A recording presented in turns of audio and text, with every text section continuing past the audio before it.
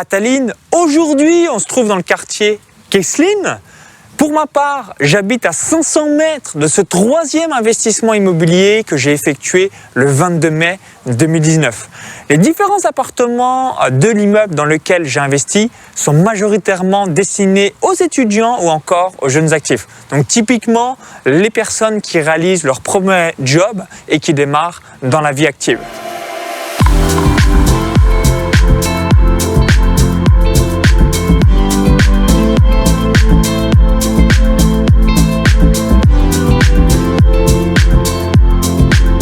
Pourquoi j'ai investi dans ce quartier? Il y a différentes raisons. Raison numéro 1, le quartier est calme. On a la nature juste ici et on a le lac Oulémisté à quelques dizaines de mètres. Moi-même, je cours autour du lac plusieurs fois par semaine lorsque je réalise mes joggings. Donc si on aime courir, se balader, se promener, c'est un spot idéal pour se ressourcer. Raison numéro 2, la gare ferroviaire à quelques dizaines de mètres ou encore 2 lignes de tram à quelques centaines de mètres. Donc si on souhaite se déplacer par train, on a la gare ferroviaire à une cinquantaine de mètres environ, ou encore si on aime se déplacer avec les transports en commun, et je pense notamment au tramway, 2 lignes juste à 400 mètres environ. Donc royal pour aller dans Tallinn Centre. Raison numéro 3, 1,5 km sépare l'immeuble de l'hypercentre de Tallinn. Donc si on marche une vingtaine de minutes, on va se retrouver tout de suite dans le centre de cette capitale de l'Union européenne.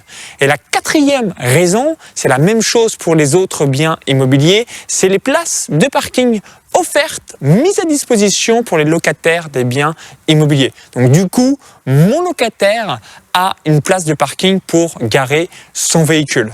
Alors maintenant, je voulais également revenir sur les avantages d'avoir réalisé cet investissement dans cet immeuble. L'avantage numéro 1, 100% de l'immeuble est neuf. Il a été finalisé en 2019. Donc là encore, je sais que je vais être tranquille 10, 15 ou 20 ans, puisque un immeuble, quand il est neuf et qu'il sort de terre, il y a une grande probabilité que tout se passe bien pendant de nombreuses années. Ensuite, l'avantage numéro 2, le deal que j'ai effectué avec l'agence immobilière. Lorsque j'ai réalisé l'acquisition le 22 mai 2019, on a effectué ensemble 3 choses. Première chose, les loyers qui sont garantis pendant 2 années complètes. Donc c'était le cas du 22 mai 2019 au 22 mai 2021, donc ce qui m'a un petit peu aidé, notamment par rapport à la pandémie du Covid-19. Ensuite, deuxième chose, la garantie loyer impayé. Et troisième chose, l'assurance offerte pour 2 années complètes. Ensuite, l'avantage numéro 3, c'est l'augmentation du capital de ce bien. L'augmentation est d'environ 5% par an depuis de nombreuses années. Pour quelles raisons? Les différents salaires des Estoniens augmentent environ 4% par an. On a vraiment à Tallinn, cette capitale, un boom de l'essor économique. C'est un pays digital et même s'il peut avoir de temps en temps une crise mondiale, ce pays est en plein boom au cours des dernières années. Ensuite, le quatrième avantage, c'est un bien liquide. Comme il y a la gare à quelques dizaines de mètres, les transports en commun, on est à 1,5 km à pied de l'hypercentre. Donc lorsque l'on souhaite revendre ce type de bien, comme c'est un tarif d'environ 60 000 €, bien évidemment on trouve un acheteur en quelques jours. Donc si demain je souhaite récupérer le prix d'achat de mon investissement, ça va être assez simple de trouver un nouvel investisseur puisque ce bien est liquide dans ce quartier extraordinaire de Tallinn.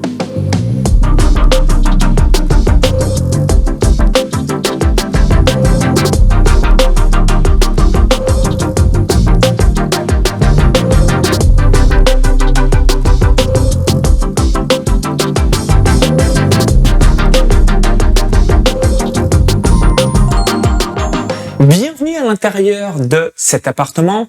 Je vais vous évoquer les différents meubles de ce bien immobilier. Juste derrière moi se trouve une petite kitchenette où on a un frigo, une plaque électrique, des placards de rangement ou encore quelques accessoires. Juste là, on a un placard pour pouvoir ranger ses vêtements et même d'autres affaires. Juste ici, on a un canapé lit pour pouvoir dormir ou encore se reposer lorsqu'on est fatigué. Là encore, on a un meuble pour pouvoir mettre d'autres affaires et ranger quelques accessoires. Juste derrière la petite kitchenette se trouve la salle de bain, la douche, les WC et des accessoires de rangement pour se sentir comme chez soi. Maintenant, je vais vous évoquer également comment s'est déroulée l'acquisition de ce bien immobilier. J'ai acheté ce bien immobilier le 22 mai 2019 avec le deal entre guillemets suivant: 2 ans de loyer garanti, un locataire directement dans l'appartement et encore avoir l'ameublement qui avait déjà été réalisé. Donc du coup, du 22 mai 2019 au 22 mai 2021, j'étais sûr d'être payé avec le loyer de 395 €. Également, l'agence auquel j'y avais acheté tout simplement ce bien immobilier me permettait d'avoir également l'assurance qui a été payée. Donc ça, c'était plutôt cool, en plus d'une place de parking offerte. Maintenant, je vais vous partager les différents chiffres concernant cette acquisition. Donc à chaque fois, les différents paramètres. Paramètre numéro 1, les coûts d'acquisition. Paramètre numéro 2, l'ameublement. Paramètre numéro 3, le loyer, les revenus locatifs. Et paramètre numéro 4, les charges. Donc que ce soit pour le locataire ou encore pour moi en tant que propriétaire. Concernant le premier paramètre, le coût d'acquisition, j'ai pris quelques notes sur mon MacBook Pro pour ne rien oublier. Le prix d'achat de ce bien immobilier était de 57 890 €. 57 890 €. Et en bonus, j'ai également eu une place de parking offerte que j'ai négociée si j'achetais rapidement. Ensuite, concernant les prix notaires, j'ai payé pour ce bien 225 €, donc plutôt cool. Et ayez toujours ça en tête, comme je l'évoque à de nombreuses reprises, 0,5% en moyenne par rapport au prix d'investissement du bien. Concernant le timbre fiscal, ce que je paye à l'État estonien, c'était 67 €.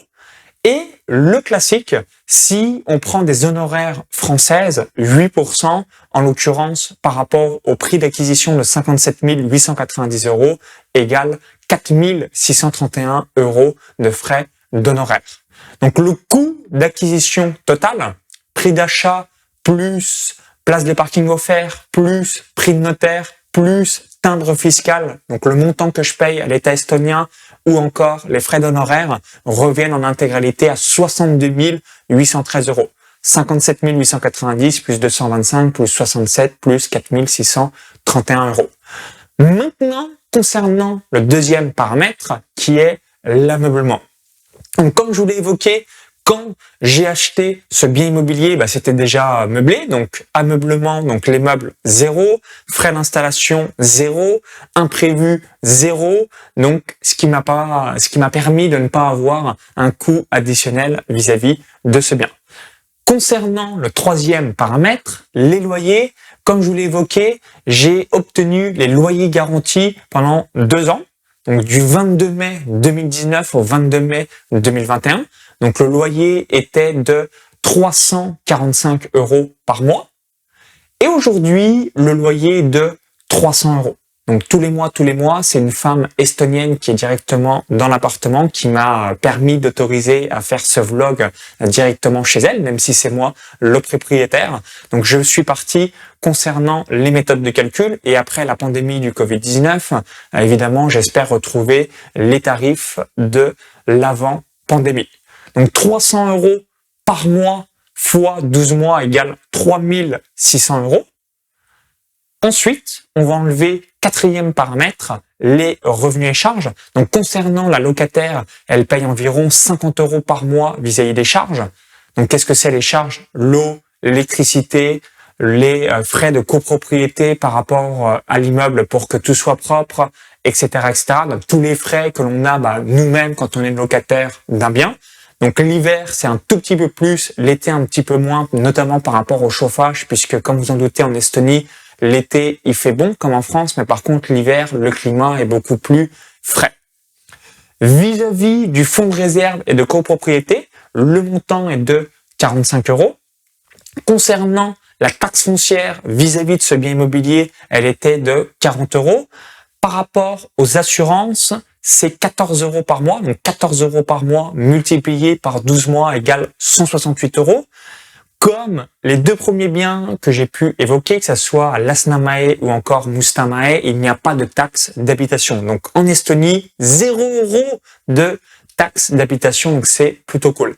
Donc 3 600 € de loyer par an, moins 40 € de charges vis-à-vis de la taxe foncière par an, moins 45 € une fois de fonds de réserve et de copropriété et moins 168 € d'assurance égale 3 800 moins 253 € de charges, 3 347 €. Donc dans mon exemple précis, je suis à 5,33%. Donc j'avais une rentabilité supérieure à 6% par le passé, donc avant la pandémie, et maintenant je suis dans les 5 et quelques pourcents, puis j'espère évidemment retrouver davantage de rentabilité à l'avenir. Donc le turnover, j'ai juste eu une rotation, donc c'était le 21 mai 2021, et la nouvelle locataire, donc qui est une femme estonienne aujourd'hui, elle est rentrée le 1er juin 2021 et depuis cette date, tout roule et tout se passe bien. Donc très peu de turnover.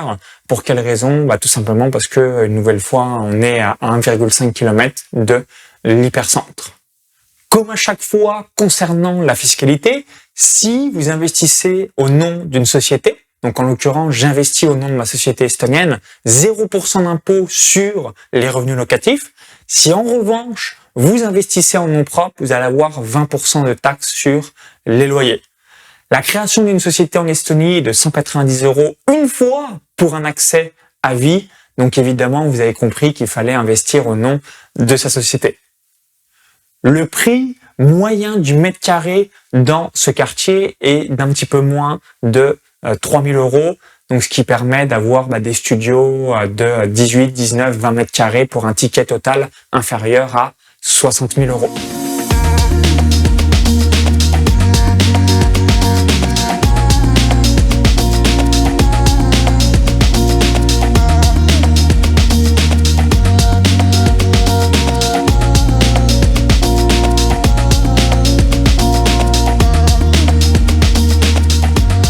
Et vous, investissez-vous dans des petites surfaces, que ce soit pour des étudiants ou encore des jeunes actifs, que ce soit en France ou à l'étranger?